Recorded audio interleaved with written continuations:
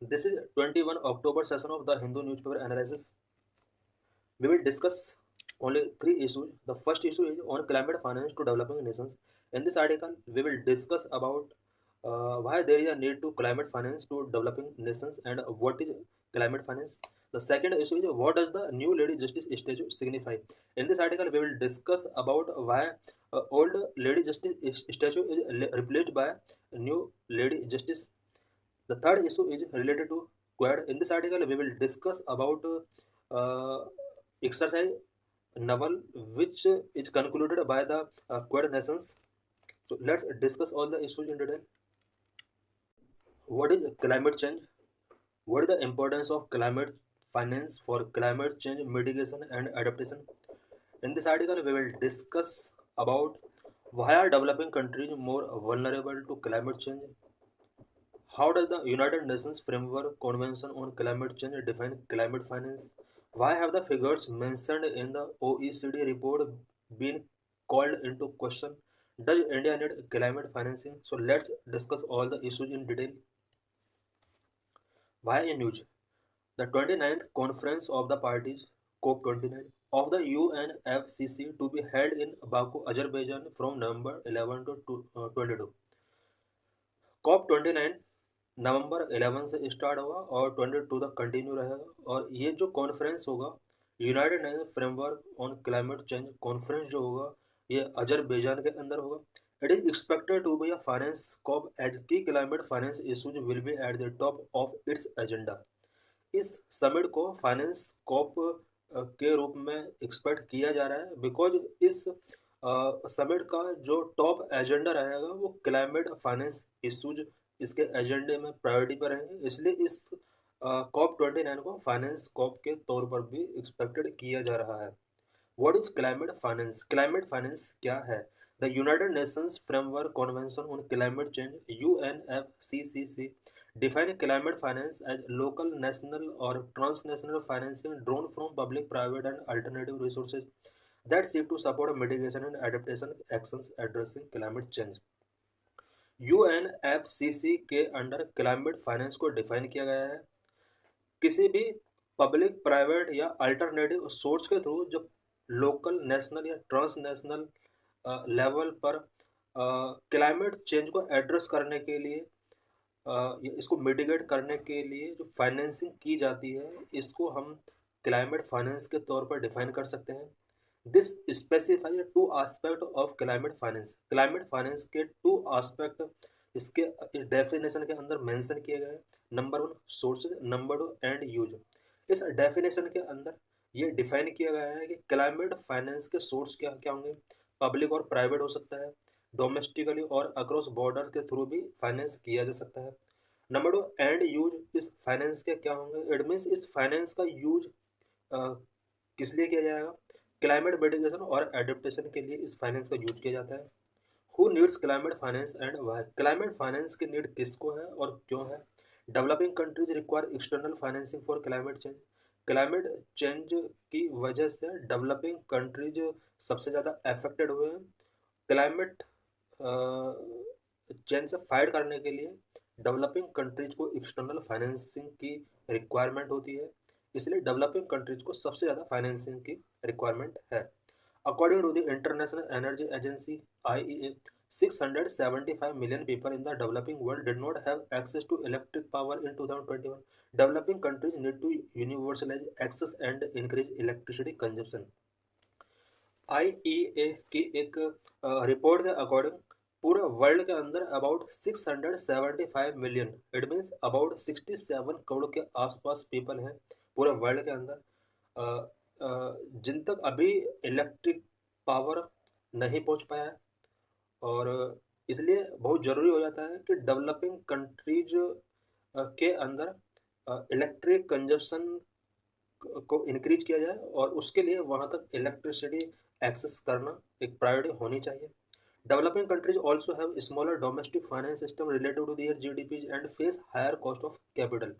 Developing countries के पास GDP के कंपेयर में स्मॉलर डोमेस्टिक फाइनेंशियल सिस्टम होता है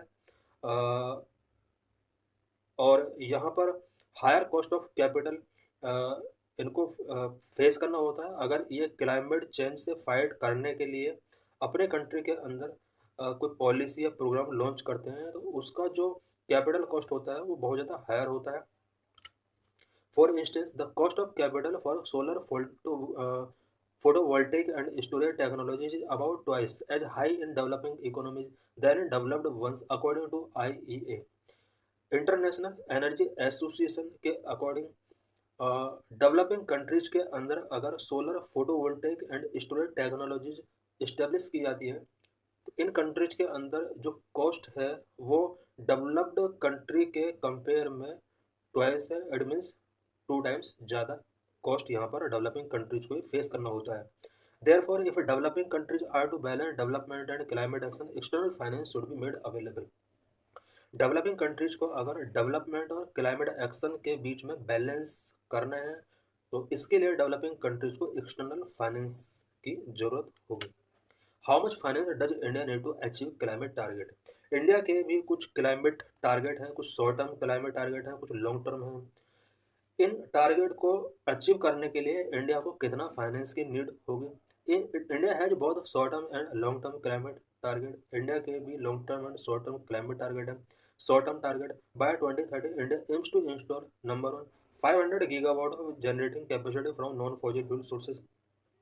It is estimated that achieving 450 gigawatt of renewable energy by 2030 will require an additional rupees 16.8 lakh crore investment. India के जो short term target है वो 2030 तक के लिए है। इसमें जो फर्स्ट टारगेट है वो 2030 तक 500 gigawatt energy non fossil fuel sources से जनरेट करने का टारगेट रखा हुआ है। बट ऐसा एस्टिमेट किया गया है कि 450 गीगावाट ऑफ रिन्यूएबल एनर्जी अगर जनरेट करनी है 2030 तक, तो इसके लिए एडिशनल कॉस्ट 16.8 लाख करोड़ का यहाँ पर रिक्वायर होगा, जो कि बहुत ज़्यादा है। Number 2, 5 million metric ton per annum of green hydrogen production capacity as per the National Green Hydrogen Mission. India's green hydrogen target will need rupees 8 lakh crore. Second target जो इंडिया का है वो 5 million metric ton per annum green hydrogen production capacity को बढ़ाना है। और National Green Hydrogen Mission के according India अगर इस टारगेट को अचीव करना चाहता है, तो उसके लिए अबाउट 8 लाख करोड़ रुपीज की नीड होगी। Number 3, differentiated levels of penetration for various electric vehicle category. Consumers will also need to spend around rupees 60 lakh crore for purchase electric vehicle to achieve the vision. India ने electric vehicles के number को increase करने के लिए target रखा हुआ है, और ये एक्सपेक्ट किया जा रहा है कि इसका जो भी टारगेट है 2030 तक का, उसको अगर अचीव करना है, तो उसके लिए अबाउट कंज्यूमर को 16 लाख करोड़ रुपीज़ का परचेजिंग करना होगा। Long term target, a long term perspective reveal a greater requirement rupees 850 lakh crore in investment between 2020 and 2070 to achieve net zero emissions. Long term target के रूप में इंडिया ने 2070 तक जीरो एमिशन का टारगेट रखा हुआ है। जीरो एमिशन के टारगेट को अगर अचीव करना है, तो इंडिया को 2020 से 2070 इट मीन्स इन 50 ईयर्स में अबाउट 850 लाख करोड़ रुपीज़ का इन्वेस्टमेंट करना होगा। Are developing countries more at risk? क्या डेवलपिंग कंट्रीज सबसे ज़्यादा रिस्क फेस कर रहे हैं क्लाइमेट चेंज की वजह से? Economically developing countries are among the most vulnerable to climate change effects. This is because of geographical factors and because their economies rely more on sectors like agriculture, which are particularly sensitive to climate change. Economically developing countries सबसे ज़्यादा climate change के effect को face कर रहे हैं।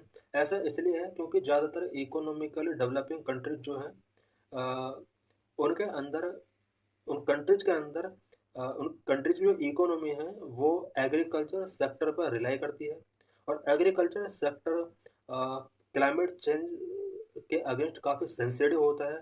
दूसरा, कुछ geographical factors भी डेवलपिंग कंट्रीज के अंदर हो सकते हैं, जिसकी वजह से ये कंट्रीज क्लाइमेट चेंज की वजह से सबसे ज़्यादा अफेक्टेड होते हैं। Developing countries have limited financial and specialise human resources.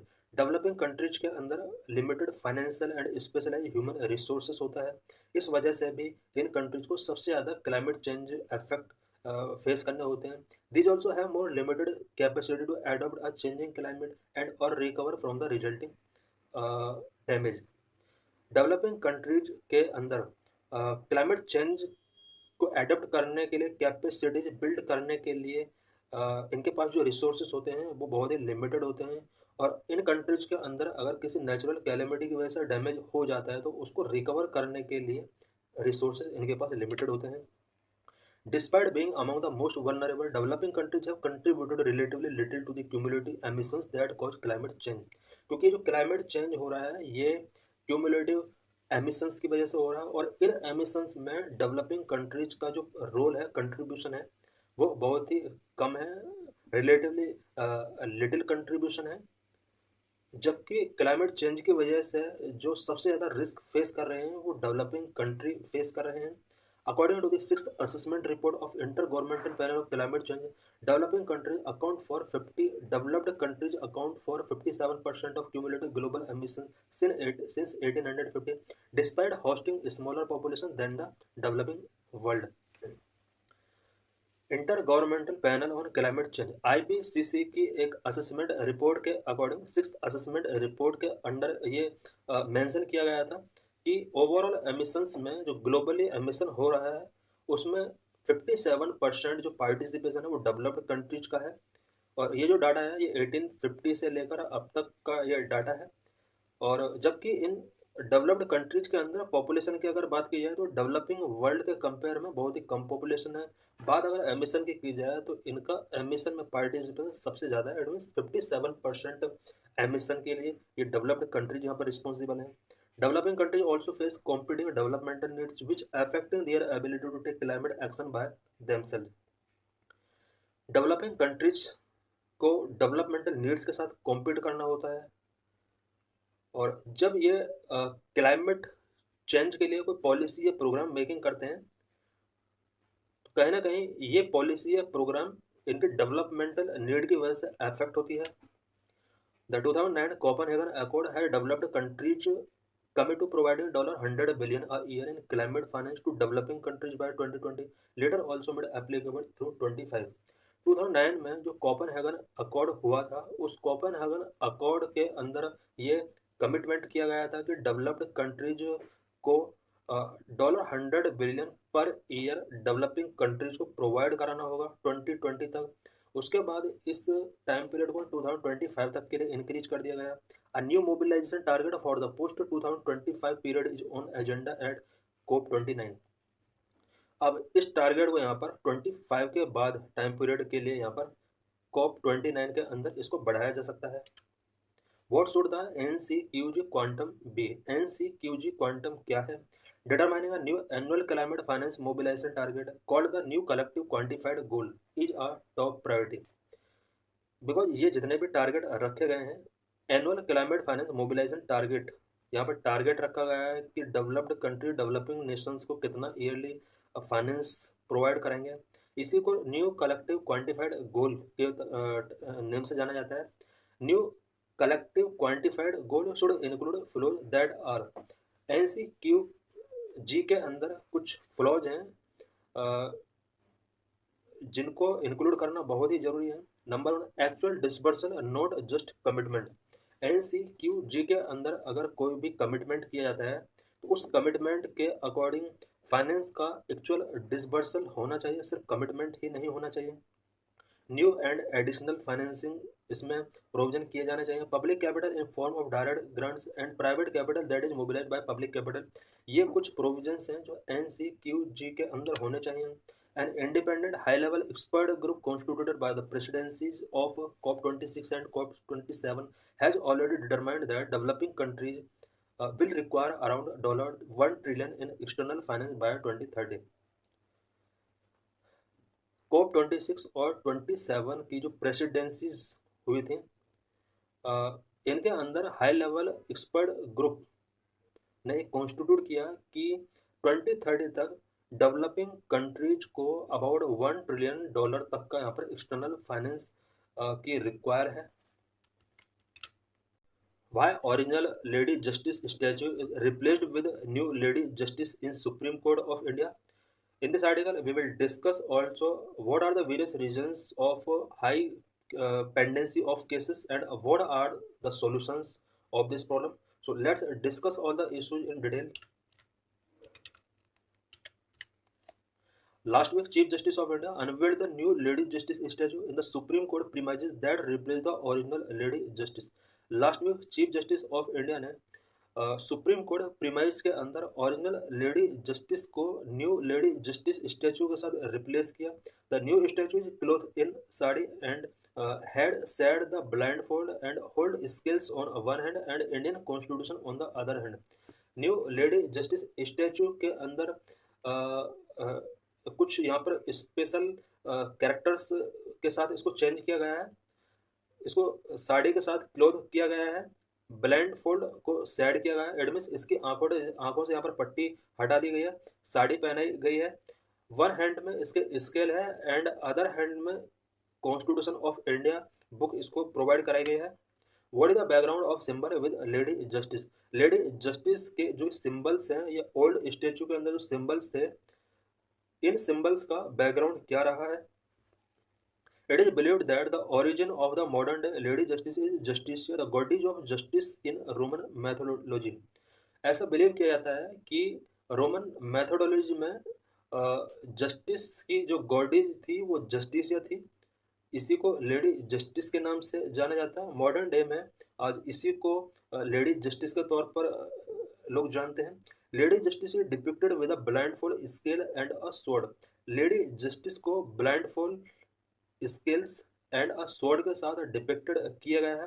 The blindfold was added during the Renaissance period, 14th century, probably as a satire on the corrupt state of legal system, with judicial institution turning a blind eye. Blindfold यानी आंखों पर पट्टी जो बंधी होती थी lady justice के old statue पर, ये कहीं ना कहीं ऐसा माना जाता है कि इसको रेनेजेंस पीरियड 14th सेंचुरी का जो टाइम पीरियड था उस टाइम पर इसको ऐड किया गया था. और इस ब्लाइंड फोल्ड स्टैचू को इसलिए ऐड किया गया था बिकॉज उस टाइम पर स्टेट का जो लीगल सिस्टम था वो काफ़ी करप्ट होगा, जुडिशियल इंस्टीट्यूशंस के अंदर बहुत ज़्यादा करप्शन होता होगा, इसलिए आंखों पर पट्टी बांध दी गई. It was only during the enlightenment period 17th to 18th century that it was reinterpreted as representing impartiality. 17th या 18th सेंचुरी में ये जो ब्लाइंड फोल्ड आइज थी, आंखों पर जो पट्टी बंधी हुई थी, इसको अब दूसरे तरीके से यानी अदर वे में इसको इम्प्लाइज किया जाने लगा. अब 17th 18th सेंचुरी में ये जो एनलाइटमेंट पीरियड था, अब ऐसा माना जाने लगा कि ये इम्पार्शलिटी को सिम्बोलाइज कर रहा है. इट मीन्स कानून अंधा होता है, सबके लिए अंधा होता है, किसी का पक्षपात नहीं करता है. इस तौर पर इस पट्टी को रिप्रेजेंट किया जाता था.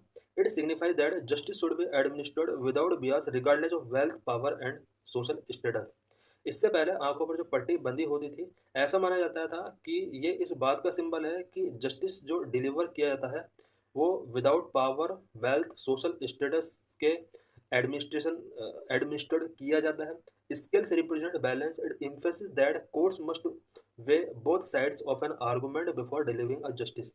हाथ में जो स्केल होता है ये बैलेंस को रिप्रेजेंट करता है. इट मीन्स कोर्ट को किसी भी जजमेंट को डिलीवर करने से पहले दोनों साइड्स का उसको वेन कर लेना चाहिए. इट मीन्स दोनों जो साइड है उसको सुन लेना चाहिए, दोनों पक्षों को, उसके बाद इसको जस्टिस डिलीवर करना चाहिए.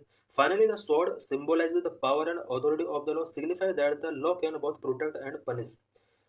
ओल्ड लेडी जस्टिस स्टैचू के हाथ में जो स्वॉर्ड होती थी, इस बात का सिंबल था कि लॉ का जो पावर एंड अथॉरिटी है वो ग्रेट है, लॉ प्रोटेक्ट भी कर सकता है और पनिश भी कर सकता है. Why the lady justice statue change? Lady justice statue जो चेंज किया गया है इसके क्या रीजंस हैं? When the British established their control over India, they introduced their legal system. The hierarchy of courts from lower court to the Supreme Court is a relic of British system. जब Britishers ने India पर अपना control establish करने के बाद उन्होंने India के अंदर लीगल सिस्टम अपना इंट्रोड्यूस किया. लोअर कोर्ट से सुप्रीम कोर्ट तक ये जो भी हायरार्की है, इसमें जो भी पूरा सिस्टम है ये ब्रिटिश सिस्टम का एक रेलिक है. करंट में जो भी हायरार्की है लोअर कोर्ट से लेकर सुप्रीम कोर्ट तक, ये हमें ब्रिटिश सिस्टम के थ्रू मिला है. It was during British rule that the lady justice become a prominent symbol in India and was placed outside court room. British rule के टाइम पर ही ये लेडी जस्टिस इंडिया में एक प्रोमिनेंट सिंबल बन जाती है और इसको इंडियन कोर्ट रूम के आउटसाइड इसको प्लेस किया गया है। The new statue is an attempt at decoloniality with an aim to shed colonial symbol. अभी जो ये न्यू स्टैचू यहाँ पर रिप्लेस किया गया है ओल्ड स्टैचू के साथ, ये कहीं ना कहीं कॉलोनियल सिंबल्स को सेड करने की तरफ एक इनिशिएटिव है। इट मीन्स इंडिया चाहता है कि कॉलोनियल टाइम के जितने भी सिंबल हैं इंडिया के अंदर उनको हटाया जाए और उन सिंबल को इंडियन ट्रेडिशन के हिसाब से इनकॉर्पोरेट किया जाए। सबसे पहले हम देखते हैं कि इंडियन न्यू स्टैचू के अंदर साड़ी क्यों पहनाई गई है। The sari replacing the western attire bring the statue closer to Indian tradition. Because old statue के अंदर जो क्लोथ था वो वेस्टर्न अटायर थे और इसको इंडियन ट्रेडिशन के हिसाब से साड़ी पहनाई गई है। The removal of the blind fold and having eyes open convey that the law is not blind and see everyone equally. Old statue के अंदर जिस तरह से आंखों पर पट्टी बांधी गई थी अब इसको हटा दिया गया है और ये कहीं ना कहीं कन्वे करने की कोशिश की गई है कि लॉ इज नॉट ब्लाइंड और ये एवरीवन को इक्वली तरीके से सी यानी देखता है। The sword being replaced with the Constitution symbolizes the supremacy of the Constitution and its value in our jurisprudence. पहले स्वॉर्ड हुआ करती थी यानी तलवार हुआ करती थी एक हाथ में, अब तलवार की जगह यहाँ पर कॉन्स्टिट्यूशन के साथ इसको रिप्लेस कर दिया गया है। ये कहीं ना कहीं सिम्बोलाइज कर रहा है कि कॉन्स्टिट्यूशन की सुप्रीमेसी है इंडिया के अंदर और इसकी जो वैल्यू है वो हमारे लिए एक बहुत बड़ी वैल्यू है। The preserving of the skills goes on to so that the courts will continue weighing evidence, impartiality and hearing both sides before delivering its final judgment. हाथ में जो स्किल्स है लेडी जस्टिस के हाथ में, ये कहीं ना कहीं इस चीज़ को सिंबलाइज कर रहा है कि फाइनल जजमेंट देने से पहले जुडिशरी को इम्पार्शलिटी के साथ बोथ साइड को हियरिंग करना चाहिए। What urgent actions are needed to Indian judiciary? Indian judiciary के लिए क्या अर्जेंट एक्शंस इसको इम्पोज करना होगा? बिकॉज इंडिया के अंदर केसेस का जो पेंडेंसी है वो बहुत ज़्यादा है और भी कुछ प्रॉब्लम्स फेस कर रही है इंडियन जुडिशरी, उसमें बहुत ज़्यादा मेजरमेंट की रिक्वायरमेंट है। Justice delayed is justice denied. There are some urgent actions needed in this regard with respect to the institution that deliver justice. Justice delayed is justice denied. अगर justice delay किया जाता है इसका मतलब justice को deny करने की कोशिश की जा रही है और इंडियन जुडिशरी को कुछ अर्जेंट एक्शंस लेने की ज़रूरत है। अगर इंडियन जुडिशरी को इम्प्रूव करना है, इसकी कैपेसिटी को बढ़ाना है। First, the revised memorandum of procedure that deal with appointment of judges by the collegium has not been finalized for the past 8 years. This need to be finalized by the government and judiciary without any further delay to bring transparency and accountability to the process of appointment. 8 साल पहले collegium system start किया गया था और ये जजेस के appointment के लिए मेमोरेंडम ऑफ प्रोसीजर के तौर पर इसको स्टार्ट किया गया था, बट अभी तक इसको फाइनलाइज नहीं किया गया है। इसलिए इंडिया में जुडिशरी के अंदर जितने भी अपॉइंटमेंट होते हैं उससे रिलेटेड ट्रांसपेरेंसी एंड अकाउंटेबिलिटी को इंश्योर करने के लिए government of India and judiciary दोनों को कॉलेजियम सिस्टम को फाइनलाइज करना चाहिए सो दैट इंडियन जुडिशरी के अंदर जो वैकेंसी है उसको फिल किया जा सके और पेंडेंसी ऑफ केसेस का जो बर्डन है उसको कम किया जा सके। Secondly, the representation of OBC, SC, ST and religious minorities is less than 25% in the higher judiciary and women constitute less than 15%. Higher judiciary के अंदर SC, ST, OBC का जो रिप्रेजेंटेशन है वो 25% से कम है। साथ में इसमें रिलीजन माइनॉरिटीज़ को भी अगर इंक्लूड किया जाए तो ये 25% से कम इनका पार्टिसिपेशन है। वुमेन के पार्टिसिपेशन की अगर बात की जाए हायर जुडिशरी में 15% से भी कम वुमेन का पार्टिसिपेशन रहा है। The appointment to higher judiciary should reflect the social diversity of our constitution. Judiciary higher judiciary में जो अपॉइंटमेंट किए जा रहे हैं इन अपॉइंटमेंट के अंदर सोशल डाइवर्सिटी जो इंडिया की है वो रिफ्लेक्ट होना चाहिए। इट मीन्स हायर जुडिशरी में various sections of the society के पीपल का पार्टिसिपेशन यहाँ पर होना चाहिए। Third, the high court operate at only 60 to 70% strength thereby contributing to the huge pendency of over 60 lakh cases as present में high court के अंदर 60 लाख से ज़्यादा केसेस की पेंडेंसी है। हाई कोर्ट अपनी ओवरऑल स्ट्रेंथ का ओनली 60 to 70% ही ऑपरेट कर पा रही है। The government needs to appoint collegium recommendation for high court without dragging its feet. Government को चाहिए कि कॉलेजियम के जितना भी रिकमेंडेशन है अपॉइंटमेंट करने के लिए उनको पास करना चाहिए, और केसेस की पेंडेंसी को यहाँ पर कम किया जाना चाहिए। The vacancies in lower court where 4.4 crore cases are pending should also be filled by the state without backlog. Lower court की अगर बात की जाए तो लोअर कोर्ट में 4.4 करोड़, अब 4.5 करोड़ के आसपास केसेस की पेंडेंसी है। लोअर कोर्ट के अंदर वैकेंसीज भी बहुत वैकेंट हैं, इनको फिल करना चाहिए जल्दी जल्दी, सो दैट इन केसेस को जल्दी से जल्दी कम किया जा सके।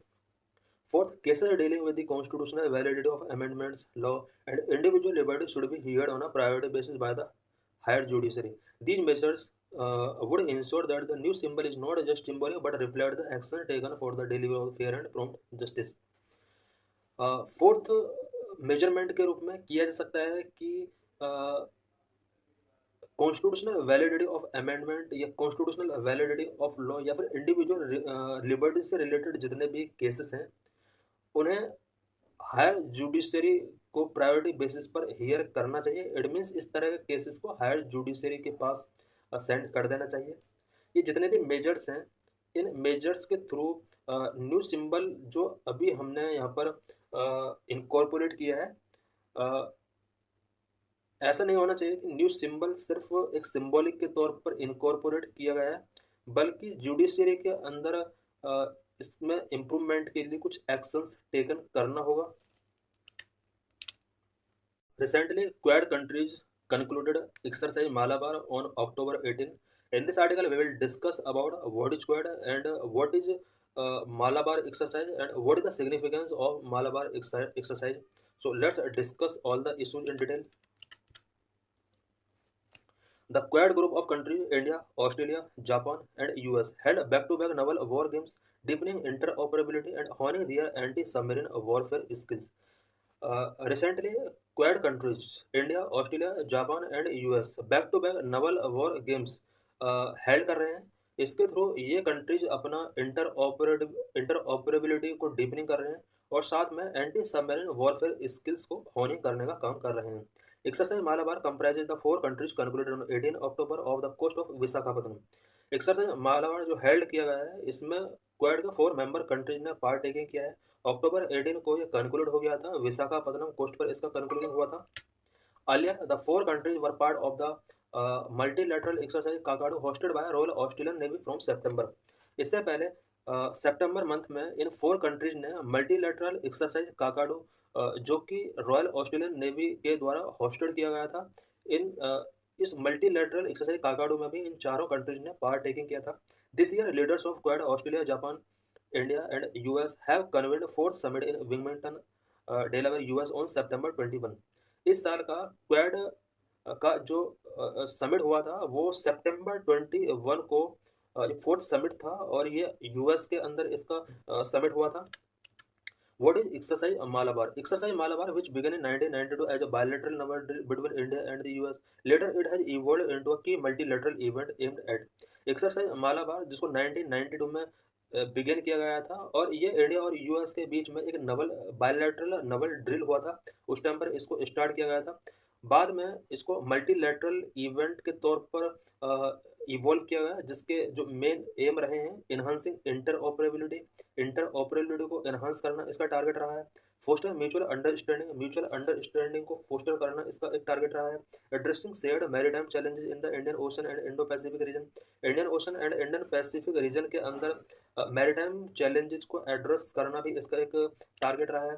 Malabar 2024 C phrase serve as a testament to the commitment of participating nations toward enhancing understanding, collaboration and engagement in the maritime domain as the world grappled with increasing complex maritime security challenges.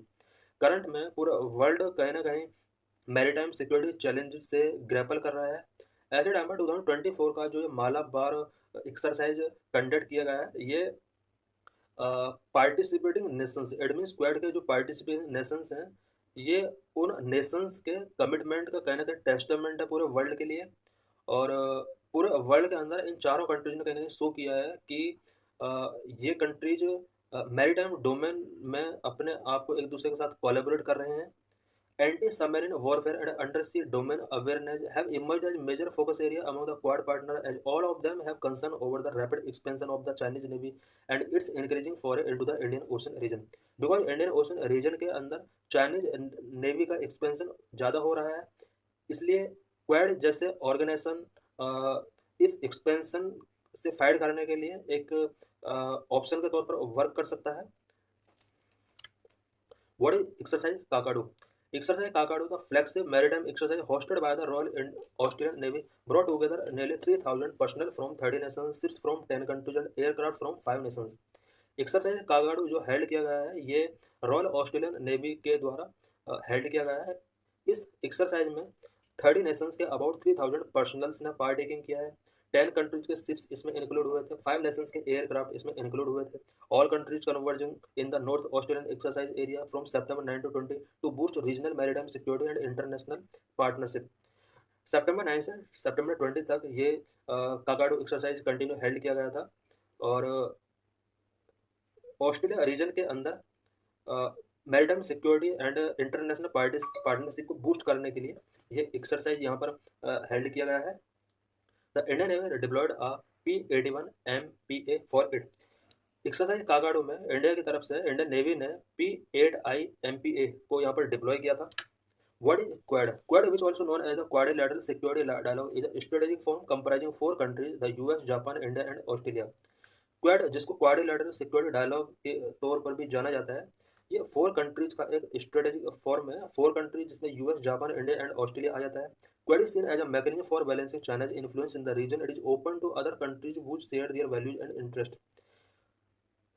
Indian ocean region के अंदर या Indian ocean के अंदर या Pacific ocean के अंदर, because China का जो इन्फ्लुएंस है वो काफ़ी राइज हो रहा है. क्वाड एक बैलेंसिंग के तौर पर, एक मैकेनिज्म के तौर पर इसको देखा जा रहा है.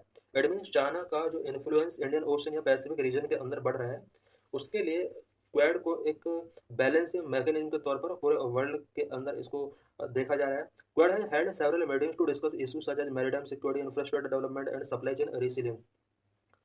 क्वाड की सेवरल मीटिंग्स होती हैं. इस मीटिंग्स में बहुत सारे issues related to maritime security, infrastructure development and supply chain resilience से रिलेटेड बहुत सारे इश्यूज को यहाँ पर डिस्कस किया जाता है. It is a loosening group rather than a formal alliance. It does not have a decision making body और अ सेक्रेटरीट और a formal structure like NATO और यूनाइटेड नेशंस हेल्ड. क्वाड एक लूजनिंग ग्रुप है. इसका कोई फॉर्मल अलायंस नहीं है. जिस तरह से नाटो और यूनाइटेड नेशंस का फॉर्मल अलायंस है, क्वाड का किसी भी टाइप का कोई फॉर्मल अलायंस नहीं है. इसकी कोई भी डिसीजन मेकिंग बॉडी नहीं है, कोई सेक्रेटेरिएट नहीं है, कोई फॉर्मल स्ट्रक्चर नहीं है. Quad alliance is maintained through summits, meetings, information exchange and military drills. Quad alliance को मेंटेन कैसे किया जाता है? क्वाड अलायंस के जितने भी समिट्स होते हैं, मीटिंग्स होती हैं, उसी टाइम पर सारी इन्फॉर्मेशन का एक्सचेंज कर लिया जाता है. मिलिट्री ड्रिल्स जो होता है, सारे इशूज को वहीं पर मेंटेन कर लिया जाता है. Objectives of Quad. क्वाड के क्या क्या ऑब्जेक्टिव्स हैं? Number 1, share a common interest in maintaining a free and open Indo Pacific. Indo Pacific region के अंदर फ्री एंड ओपन सिस्टम को मेंटेन करने के लिए सभी कंट्रीज का एक कॉमन इंटरेस्ट इस क्वाड के थ्रू शेयर किया जाता है. Promoting democracy, human rights and the rule of law.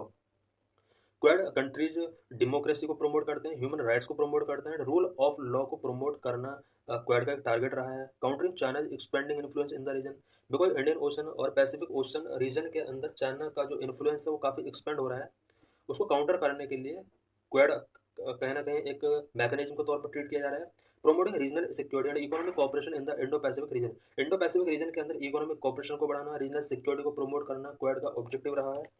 Genesis and evolution of Quad. Quad का जेनेसिस एंड एवोल्यूशन से रिलेटेड कुछ पॉइंट्स हम यहाँ पर डिस्कस करेंगे.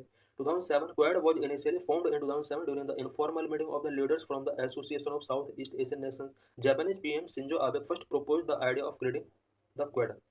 2007 में जिस टाइम पर आसियान का एक इनफॉर्मल मीटिंग हो रहा था, उस टाइम पर 2007 में क्वाड का इनिशियली फॉर्मेशन करने के लिए यहाँ पर कुछ स्टेप लिए गए थे. जापान पीएम शिंजो आबे ने पहली बार क्वाड को क्रिएट करने का आइडिया यहाँ पर रखा था. 2012 Japanese PM highlight the concept of the democratic security diamond in Asia which includes the US, Japan, India and Australia. 2012 में जापानीज पीएम ने डेमोक्रेटिक सिक्योरिटी डायमंड का कंसेप्ट प्रेजेंट किया, जिसमें ये 4 कंट्री जो आज क्वाड के मेंबर हैं इनको इंक्लूड किया जाना था. 2017, due to growing danger posed by the China, the four nations revitalized the Quad by expanding its goal and revising a system that aimed to gradually establish an international order based on the rule. 2017 में China का जो danger था वो Indian ocean या Pacific ocean reason में काफ़ी grow हो रहा था। इस डेंजर को देखते हुए क्वाड के 4 कंट्रीज ने डिसाइड किया कि अब क्वाड के जो गोल्स हैं उनको एक्सपेंड किया जाए और इंटरनेशनल ऑर्डर बेस्ड रूल को इस्टेब्लिश करने के लिए इसने कुछ इनिशिएटिव्स लिए। India, Japan, USA and Australia held the first Quad talk in Manila ahead of the ASEAN summit 2017। 2017 में आसियान समिट से पहले India, Japan, USA and Australia ने फर्स्ट क्वाड टॉक मनीला के अंदर स्टार्ट किया। 2020 trilateral India US Japan Malabar naval exercise expanded to include India signing the first official grouping of the Quad since its resurgence in 2017 and the first joint military exercise among the 4 countries in over a decade. 2020 में trilateral India US Japan Malabar naval exercise हुआ करता था। अब इस exercise में Australia को भी include कर दिया गया। 2021 all Quad nations meet virtually and later release joint statement title the spirit of Quad. 2021 में क्वाड के ऑल मेंबर्स ने वर्चुअली मीटिंग किया और मीटिंग के लास्ट में द स्पिरिट ऑफ क्वाड नाम से एक स्टेटमेंट यहाँ पर इन्होंने रिलीज किया। Various functions of Quad, Quad के वेरियस फंक्शंस क्या क्या है? Number 1 to strengthen regional security, number 2 to countering China's rise, number 3 to building maritime security capacity, number 4 promoting economic cooperation, number 5 to strengthening people to people ties, number 6 cooperation and डेप्थ management. To strengthening regional security, Quad aims to enhance security and stability in the Indo-Pacific region by promoting a rule-based order, freedom of navigation, and respect for international law. Quad Indo Pacific region के अंदर security and stability को enhance करना चाहता है। Specially quad members चाहते हैं कि Indo Pacific region के अंदर रूल बेस्ड ऑर्डर होना चाहिए, फ्रीडम ऑफ नेविगेशन होना चाहिए, इंटरनेशनल लॉ का रिस्पेक्ट इस रीजन के अंदर किया जाना चाहिए। To countering China's rise, it is seen as a mechanism response to China's growing assertiveness in the region. The member countries seek to balance China's rise and prevent it from altering the status quo in the region. Quad को China के against एक mechanism के तौर पर देखा जा रहा है, बिकॉज इंडो पैसिफिक रीजन के अंदर जिस तरह से चाइना का असर्टिवनेस कंटिन्यू ग्रो होता चला जा रहा है, उसे फाइट करने के लिए या उसके ऑप्शन के तौर पर क्वाड एक इंपॉर्टेंट रोल प्ले कर सकता है। Number 3, to building maritime security capacity. Its member countries have been conducting joint naval exercise and maritime patrol to enhance their maritime security capacity and interoperability. Quad के जो member countries हैं, सभी member countries maritime security capacity and interoperability को enhance करने के लिए time to time joint naval exercise और maritime patrol यहाँ पर करते रहते हैं। To promoting economic cooperation, all member countries are major economy in the region and seek to promote economic cooperation. Quad के जितने भी मेंबर कंट्रीज हैं वो कहीं ना कहीं अपने अपने रीजन में मेजर इकोनॉमीज हैं। In May 2022, Quad country decide to allocate $50 billion for infrastructure in the Indo Pacific region. 2022 में क्वाड नेशंस ने डिसाइड किया कि इंडो पैसिफिक रीजन में ये अबाउट $50 बिलियन का इंफ्रास्ट्रक्चर के लिए अलॉट करेंगे और इन्होंने किया भी। To strengthening people-to-people ties, it aims to promote people-to-people ties through academic and cultural exchanges and enhance disaster relief and humanitarian assistance capabilities. Quad चाहता है कि कंट्रीज के बीच में people to people ties through academic and cultural exchanges के through यहाँ पर लोगों के बीच टाइज को एनहांस किया जाए और अगर किसी कंट्री के अंदर डिजास्टर आता है तो डिजास्टर रिलीफ से फाइट करने के लिए सभी कंट्री ह्यूमैनिटेरियन असिस्टेंट कैपेबिलिटीज में हेल्प करें। Cooperation in dept management, resolving dept issues under the G20 common framework through the quad dept management resource folder. कुछ कंट्रीज के अंदर डेप्थ रिलेटेड इशूज हैं, G20 का कॉमन फ्रेमवर्क के under quad डेप्ट management resource portal के through countries की depth से related issues को सॉल्व किया जाए। Significance of quad for India, India के लिए क्वाड का क्या सिग्निफिकेंस है, स्ट्रेटेजिक इंपॉर्टेंस क्या है, इकोनॉमिक सिग्निफिकेंस क्या है, रीजनल स्टेबिलिटी के लिए सिग्निफिकेंस क्या है, मैरिटाइम सिक्योरिटी के लिए, पोस्ट कोविड डिप्लोमेसी के लिए। Strategic importance, Quad is a platform to discuss and address the common challenges faced by the Indo-Pacific region, such as the rise of the China and its increasing assertiveness in the region through stream of pulse theory. Quad एक important platform है because यहाँ पर Indo Pacific region के अंदर जो भी challenges countries face कर रहे हैं उसको एड्रेस करने के लिए क्वाड एक इम्पोर्टेंट प्लेटफॉर्म हो सकता है डिस्कस करने के लिए, बिकॉज इस रीजन के अंदर जो चाइना का इन्फ्लुएंस राइज हो रहा है उसका असर्टिवनेस जिस तरह से इंक्रीज हो रहा है स्ट्रीम ऑफ पल्स थ्योरी के थ्रू, उसके लिए क्वाड एक इम्पोर्टेंट रोल फाइट के लिए हो सकता है। इकोनॉमिक सिग्निफिकेंस क्या है? Quad member countries have launched several initiatives like the blue dot network and Asia Africa growth corridor and the supply chain resilient initiative to promote economic development in the region. India is mostly at the receiving end of the investment by Quad countries. Quad member countries ने several initiatives launch किए हैं such as blue dot network, Asia Africa growth corridor, supply resilience initiatives. ये सब जो initiative ले गए हैं ये इंडो पैसिफिक रीजन के अंदर इकोनॉमिक डेवलपमेंट को प्रमोट करने के लिए लिए गए हैं. और बात अगर इंडिया की जाए तो इंडिया को भी क्वाड मेंबर कंट्रीज से कहीं ना कहीं इन्वेस्टमेंट के मामले में बहुत ज़्यादा प्रॉफिट हो रहा है. Regional stability, it is significant for India in promoting regional stability in the Indo Pacific reason. Indo Pacific region के अंदर रीजनल स्टेबिलिटी बहुत जरूरी है. इसको प्रमोट करने के लिए क्वाड एक इम्पोर्टेंट प्लेटफॉर्म हो सकता है. It is based on the principle of a free open and inclusive Indo Pacific and aims to promote a rule based international order. Quad members चाहते हैं कि इंडो पैसिफिक रीजन के अंदर free open and inclusive principles के base पर यहाँ पर navigation होना चाहिए. इंटरनेशनल ऑर्डर बेस्ड रूल को यहाँ पर प्रमोट किया जाना चाहिए. Number 4, maritime security. This is useful for human maritime security bye conducting joint naval exercise and coordinating on issues like freedom of navigation, piracy and illegal fishing. Joint naval exercise के through जितना भी maritime security से related discussions किए जाते हैं.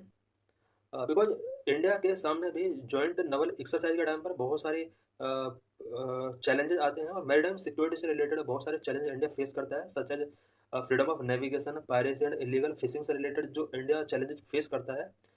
इन challenges से related issues को discuss and debate करने के लिए क्वाड एक इम्पोर्टेंट प्लेटफॉर्म हो सकता है.